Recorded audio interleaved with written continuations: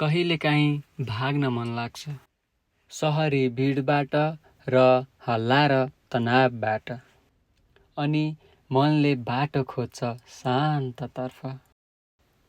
हो, त्यही बाटोले ल्यायो मलाई जिरी। दोलखाको यो सानो सहर, जसलाई नेपालको स्विजरल्यान्ड भनेर चिनिन्छ, शान्त, हरियाली र अपार सुन्दरता बोकेको। यहाँका डाँडाहरूले कथा भनिरहेका छन्, बादलहरू नाचिरहेका छन् र हावा आफै कविता बन्न थाल्छ, जहाँ हरेक पाइला एक नयाँ दृश्य हो,